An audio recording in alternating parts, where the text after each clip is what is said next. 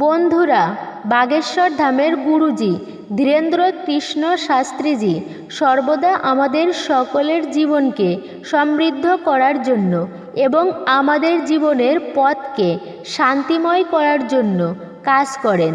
তিনি আমাদের সকলের জীবনকে সুখ শান্তিতে পূর্ণ করার জন্য অনেক প্রতিকার বলেন, যার মধ্যে একটি হলো প্রত্যেক মহিলার রাতে ঘুমাতে যাওয়ার আগে এই স্থানে এক পাত্র জল অবশ্যই রাখতে হবে, যাতে জীবন সুখী হয়, রোগ ব্যাধি দূর হয় এবং জীবনে আসা কষ্ট চিরতরে দূর হয়।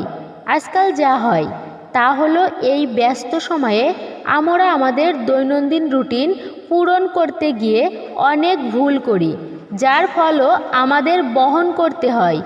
আমাদের গ্রহ অবস্থানের উপর খারাপ প্রভাব পড়ে, ঘরের তেমন উন্নতি হয় না, অসুখ বিসুখ লেগেই থাকে। আসলে আমরা এতটুকু সময়ও ভগবানের ধ্যানে ব্যয় করতে পারি না। সেই কারণে আমরা কোনো না কোনোভাবে দোষের অংশীদার হই। এমন পরিস্থিতিতে আমাদের শাস্ত্রে পুরাণে যা লেখা আছে সেগুলি আমাদের জীবনকে সুখময় করতে সাহায্য করে। আমরা সবাই জানি জল সব কিছুর ভারসাম্য বজায় রাখার জন্য কাজ করে। এমনটা বিশ্বাস করা হয় যে ঘরে বাস্তুদোষক বা পিতৃদোষক বা যে কোনো কারণে আপনি সমস্যায় পড়েন, তাহলে দুটি জায়গার কথা বলবো। আপনাকে ঘুমাতে যাওয়ার আগে এই দুটি জায়গায় একটি করে জল ভর্তি পাত্র রাখতে হবে, যা আপনার জীবনে অনেক সুখ নিয়ে আসবে। প্রথম জায়গাটি হলো রান্নাঘর।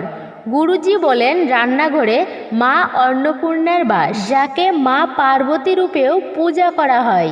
যারা অনেক দিন ধরে গুরুজির কথা শুনে আসছেন তারা অবশ্যই জানেন গুরুজি বারবার বলেন রাতে ঘুমাতে যাওয়ার আগে রান্নাঘরে এক পাত্র জল রাখুন।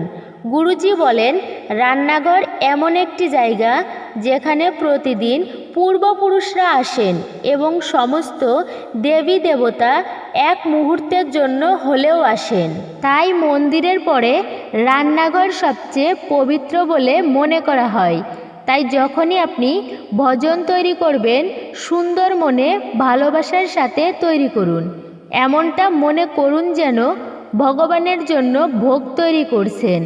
বলা হয় যে মন দিয়ে ভজন তৈরি করবেন, সেই ভজন গ্রহণ করা ব্যক্তির মনও সেইভাবে থাকবে। রাগান্বিত হয়ে বা খিটখিটে হয়ে বা ক্রোধের ভাবনায় যদি কোনো গৃহলক্ষ্মী ভজন তৈরি করে, তাহলে ভোজন গ্রহণকারী ব্যক্তির শরীরেও সেইভাবে প্রভাব ফেলবে। তাই যখনই ভজন তৈরি করবেন, শ্রদ্ধার সাথে ভগবানের প্রসাদ তৈরি করছেন এমন মনোভাবের সাথে ভজন তৈরি করুন। দেখবেন পরিবারে কখনোই দুঃখ কষ্ট ও রোগ ব্যাধি আসবে না। আমরা কথা বলছিলাম এক পাত্র জলের ব্যাপারে। সবসময় ঘুমাতে যাওয়ার আগে রান্নাঘর পরিষ্কার করতে হবে। তারপর আপনার কাছে যেমন পাত্র থাকে, সে ছোট বালতি হোক বা ঘটি বা যে কোনো পাত্র, তাতে শুদ্ধ জল ভর্তি করতে হবে। তারপর তাতে ঢাকনা দিতে হবে এবং রান্নাঘরে রেখে দিতে হবে। সকালে ঘুম থেকে উঠে এই জল ঘরের প্রধান দরজায় ছিটিয়ে দিতে হবে। রান্নাঘর ছাড়াও গুরুজি আমাদের সবাইকে আরও এক জায়গায় জল ভর্তি পাত্র রাখতে বলেছেন, সেটি হলো ঘরের মন্দিরে। ঘরের মন্দিরে বছরের পর বছর ধরে দেবী দেবতারা সেখানে এসে বাস করছেন। দেবদেবীরা তাদের রূপে আমাদের আশীর্বাদ করেন। আপনাকে প্রতিদিন সকালে পুজো করার পর একটি ছোট পাত্রে জল ভরে রাখতে হবে। মন্দির যদি বড় হয় তবে বড় কলসে রাখতে পারেন, না হলে ছোট কলস হলেও হবে, ঘটি হলেও হবে। এমনকি একটি গিলাসেও জল ভর্তি করে রাখতে পারেন। আপনি চাইলে কলসের ভিতরে তুলসী পাতা রাখতে পারেন, এটি শ্রেষ্ঠ বলে মনে করা হয়। এভাবে সারা দিন রেখে দিতে হবে। এরপর যখন আপনি সন্ধ্যায় আবার মন্দিরে যাবেন, সেই পবিত্র জল প্রধান দরজা সহ পুরো ঘরে ছড়িয়ে দিন এবং তারপর সন্ধ্যা প্রদীপ জ্বালান। এতে করে ঘরের সমস্ত বাস্তুদোষ দূর হয় এবং পিতৃদোষ ও ঘরের অন্যান্য দোষ ত্রুটি সহ নেতিবাচক শক্তি দূর হয়ে যায়। সন্ধ্যা প্রদীপ জ্বালানোর পর আবারও এক পাত্র জল ভরে মন্দিরে এইভাবে রেখে দিন। সকালে ঘুম থেকে উঠে মন্দিরে রাখা জল এবং রান্নাঘরে রাখা জল একসাথে মিশিয়ে প্রধান দরজায় ছিটিয়ে দিন। বাকি বেঁচে যাওয়া জল পুকুরে বা কোনো গাছে দিয়ে দিন। এইভাবে আপনাকে দিনের পর দিন করে যেতে হবে। তবে মনে রাখবেন, এই জল বাথরুম ইত্যাদিতে যাওয়া উচিত নয়। গুরুজি বলেন, মন্দিরে এবং রান্নাঘরে আমাদের সকলেরই এই নিয়মটি মেনে চলা উচিত। বলা হয়, আমাদের বাড়ির মূল দরজায় সারা রাত আমাদের পূর্বপুরুষরা ঘুরে বেড়ায়। এছাড়াও এমন অনেক মানুষ আছে যাদের দৃষ্টিভঙ্গি খুবই খারাপ। আপনার উন্নতি দেখে তারা জ্বলে। সমাজে আজকাল আমার আপনার মতো সরল মানুষ কম হয়ে দুষ্ট প্রকৃতির লোক বেশি হয়ে গেছে। তাই এমন পরিস্থিতিতে প্রত্যেক মহিলাকে সকালে বাড়ির প্রধান দরজায় এই জল ছিটিয়ে দেওয়া উচিত। এটির অনেক সুবিধা রয়েছে, যা শাস্ত্রে স্পষ্টভাবে ব্যাখ্যা করা হয়েছে।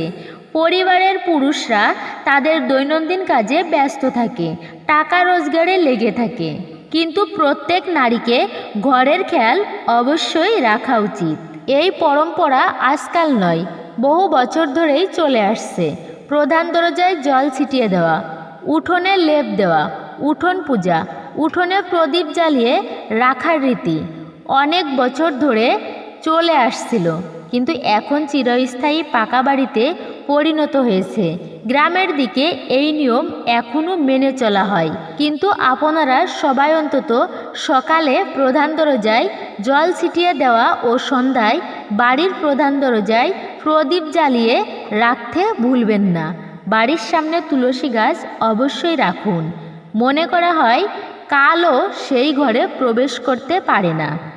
যে বাড়ির প্রধান দরজায় জ্বলন্ত প্রদীপ, ঘরের সামনে তুলসী গাছ এবং প্রধান দরজায় সর্বদা পবিত্র জল ছিটিয়ে দেওয়া হয়, বলা হয় কোনো বিশেষ প্রতিকার, পূজাপাঠ ও আরাধনা না করতে পারলেও এই সহজ কাজ নিয়ম অনুযায়ী করলে সেই ঘরের উন্নতি কেউ আটকাতে পারবে না।